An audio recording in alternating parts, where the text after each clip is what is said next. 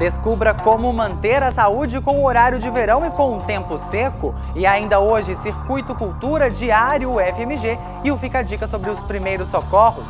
O Circuito UFMG está no ar.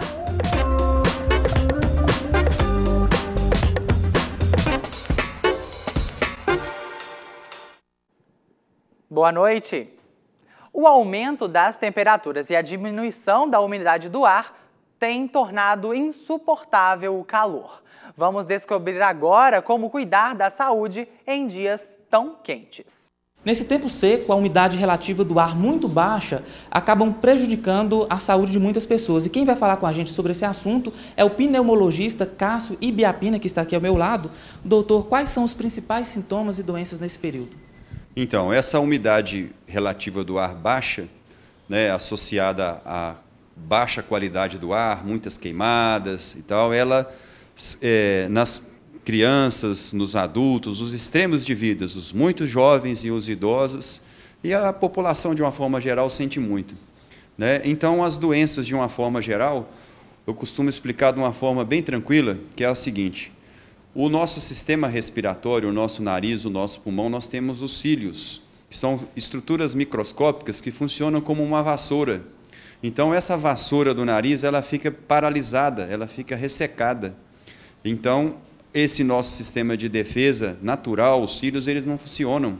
Então, as doenças causadas por vírus, bactérias, que levam a gripes, resfriados, as amigdalites e mesmo doenças mais graves, como as pneumonias e até mesmo doenças de outros sistemas, como as doenças gastrointestinais e até mesmo meningites, elas ficam aumentadas nesse período, porque esse nosso filtro natural ele não está funcionando.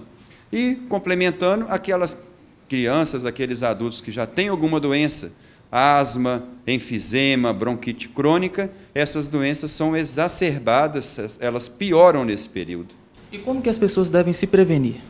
Então, as pessoas que já têm essas doenças, já aquela adulto, aquela criança que já tem asma, que já tem a doença pulmonar obstrutiva crônica, o DPOC, o enfisema, elas devem procurar seu médico para iniciar um tratamento preventivo, medicamentos que muitos delas já usam, mas que às vezes pode estar até interrompido, porque estava bem durante o período anterior, e agora reiniciar a sua medicação para ficar com tudo isso equilibrado. E aquelas pessoas que não têm um problema de saúde, elas devem aumentar a oferta de líquido, como esse cílio ele fica meio paralisado, nós precisamos hidratá-lo. Então, aumentar a oferta de líquido, água, suco durante o dia e a instilação, a aplicação de soro fisiológico nas narinas, ela ajuda também. E dentro de casa, como que as pessoas devem fazer? Dentro de casa, procurar sempre manter o ambiente arejado. Essas medidas populares de uma bacia de água, uma toalha molhada no quarto, em alguns casos pode ser útil. A utilização de umidificadores ela não deve ser utilizada assim de forma indiscriminada. Cada caso é um caso. Alguns casos vai ser útil por algum dia, por algum tempo limitado, mas assim de forma indiscriminada deve sempre procurar a orientação médica para saber se naquele caso vai ser útil como uma medida preventiva.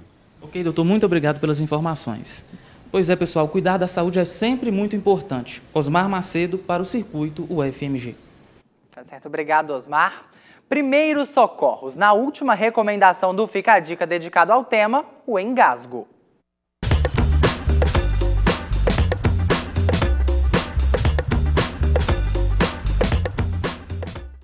O socorrista ele vai abordar o paciente e vai verificar primeiro se ele está consciente. Estando consciente, ele fará 3 perguntas. Se a pessoa pode tossir, se a pessoa pode falar e se a pessoa pode respirar. Se negativo para essas 3 perguntas, a pessoa se encontra em um quadro de obstrução grave e deverá ser atendida imediatamente. Caso ela responda uma dessas perguntas, consiga tossir, falar ou respirar, a obstrução é chamada de obstrução leve. Basta sentar a pessoa, monitorar a sua respiração e acionar o serviço de emergência. Agora, grave, temos que agir imediatamente. Então, o socorrista irá se posicionar atrás do paciente com o corpo lateralizado. Com uma de suas mãos ele irá achar a cicatriz umbilical, achando o umbigo, colocar 2 dedos acima do umbigo e outra mão que ele vai usar para comprimir, a mão fechada, ele vai usar essa mão para tocar o abdômen e com a outra mão ele vai puxar e comprimir para dentro e para cima em forma de J ou cabo de guarda-chuva. Essas compressões serão realizadas até que a pessoa seja desobstruída ou até que ela se torne inconsciente. Se tornando inconsciente, o serviço de emergência tem que ser acionado rapidamente e as compressões torácicas, como se fosse uma parada cardiorrespiratória, seja iniciada. Se a pessoa desobstruir, é interessante que ela também seja encaminhada para o serviço de atendimento médico, porque ela pode ter sofrido alguma lesão abdominais com as compressões, ok? Vale ressaltar que em gestantes e obesos as compressões são feitas no externo e as compressões são feitas apenas para dentro em caso de compressões no externo.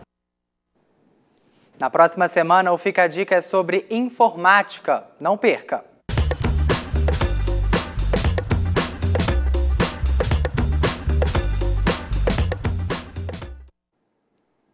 Hora do Diário FMG. Carolina Moura traz agora as últimas notícias. Boa noite, Carol.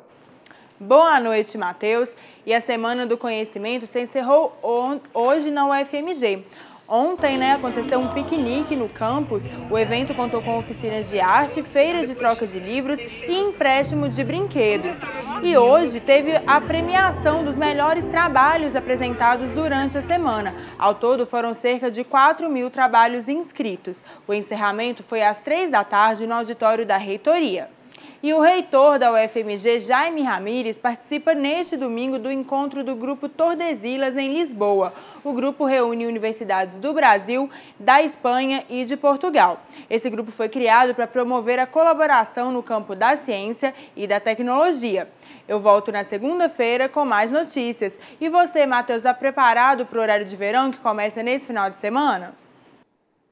Ainda não, né, Carolina? Até porque, 1 hora a menos de sono, complicado. E nós vamos aprender agora como lidar com essas mudanças. Com a chegada do horário de verão, algumas pessoas têm dificuldade de se adaptar à nova rotina, principalmente de acordar mais cedo. Quem conversa com a gente dá algumas dicas sobre como se adaptar ao novo horário é o professor do Departamento de Clínica Médica da Faculdade de Medicina e neurologista Rogério Gomes Beato. Então, professor, por que essas pessoas têm essa dificuldade de se adaptar ao horário de verão? Bom, o que acontece é que com o horário de verão nós começamos a acordar 1 hora mais cedo do que o habitual. Nós adiantamos o relógio 1 hora e somos forçados a acordar 1 hora mais cedo em relação ao nosso hábito. Muitas vezes continuamos a dormir no horário habitual.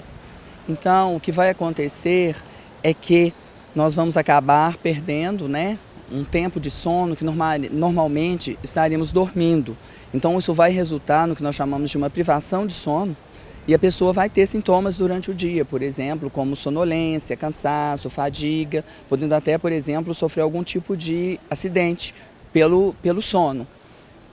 E o que a gente recomenda, um dos aspectos a ser levados em conta é que a pessoa deveria, então, se ela está acordando mais cedo em relação a um hábito, então já existe todo um condicionamento em termos de funcionamento do nosso relógio biológico para que acordemos, por exemplo, às 6 da manhã. E como adiantamos o relógio, nós estamos, na realidade, acordando às 5 da manhã. Só que continuamos dormindo no mesmo horário. Então, o que se recomenda é que tentemos dormir um pouco mais cedo e para que consigamos dormir um pouco mais cedo, é importante que adotemos medidas, por exemplo, de higiene do sono, tentarmos realmente nos preparar para dormir pelo menos essa hora mais cedo. Então, se nosso horário de dormir às 11, devemos tentar dormir, por exemplo, às 10. Adiantar um pouco o nosso horário.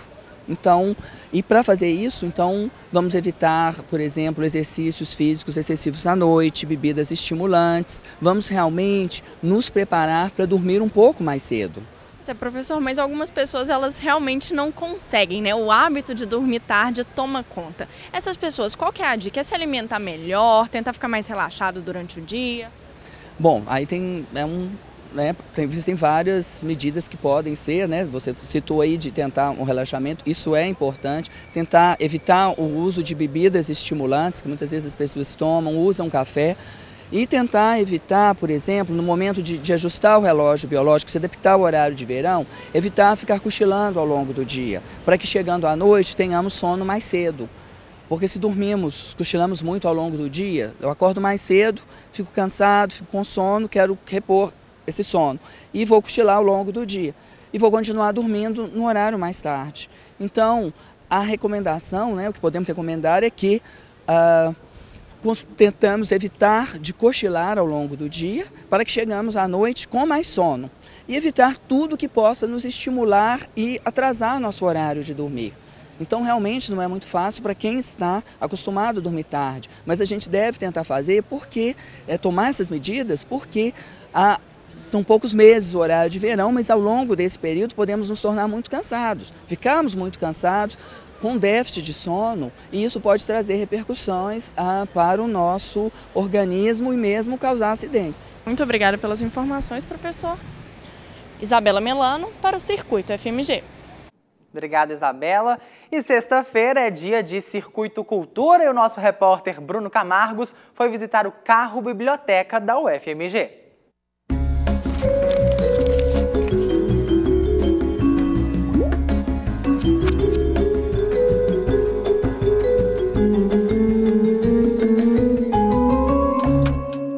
Olhando assim, até parece um ônibus convencional, mas quando a gente entra, a realidade é outra.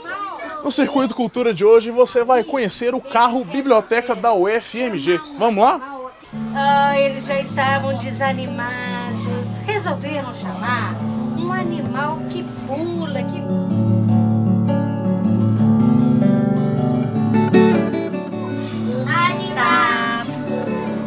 Aí o sapo... O carro foi criado, então, em parceria com o Instituto Nacional do Livro, no momento em que era importante, já com uma grande defasagem, que foi em 73, a afirmação da cultura, da leitura, da identidade cultural, mas principalmente por causa do fomento à leitura. Por quê? Porque a razão de fundo era despertar na comunidade o interesse pela cultura, pela informação, pelos livros. Então, o primeiro público era pensar os leitores e discutir e mostrar para eles, a partir das ações do carro, a importância que tinha a informação para aquela comunidade. E aí a gente conseguia, com isso, valorizar o equipamento cultural que é a biblioteca. E aí, como a biblioteca tem como princípio a redução de incertezas, a ideia de levar isso para uma comunidade fazia com que a população, então, se voltasse o seu olhar para esse equipamento e valorizasse tanto a cultura quanto a leitura. Hoje o carro, ele também, além de carro biblioteca, ele é telecentro, ele tem uma estrutura que atende 5 comunidades, sendo que ele sai 3 tardes e 2 manhãs, atende comunidades com a população de baixa renda, situação de com crianças em situação de risco social, moral. Ele trabalha também com na região da grande BH. A gente recebe as demandas, né? A equipe recebe as demandas das comunidades, nós estudamos então os critérios que o carro tem e aí nós levamos essas informações. Cadê? Usa a imaginação. Pega a lua. Come. O carro tem, entre os seus usuários, veja bem, são mais de 41 anos. Eu, inclusive, fui bolsista do carro e hoje coordeno o carro como professora. E o carro, ele tem hoje uma estrutura que ele pertence no sistema, ao sistema de bibliotecas da universidade. Ele se vincula, pelo menos a parte técnica, ao sistema. Então ele é automatizado, o acervo é automatizado. Você imagina na comunidade, a criança receber um cartãozinho magnético. Saber que o carro chegou e que vai ter a hora do conto, saber que o carro chegou e vai ter alguém ali que possa emprestar o livro para ela e esse livro ficar lá 15 dias. Então é uma relação muito intensa da comunidade com o carro e do carro com a comunidade. Eu gosto desse livro porque ele fala sobre o nascimento de todas as crianças do mundo. Ela acorda bem cedo para pentear o cabelo dela. Depois, quando alguém vai pescar alguma coisa, a Yara aparece e se vê, ele fica encantado e vai no fundo do mar. O João pegou um pão, aí eles ficou jogando, só que os passarinhos comeu tudo. Aí eles encontraram uma caça que tinha muito doce. E o leão sentiu o sabor da coisa que ele mais gosta? Pipi!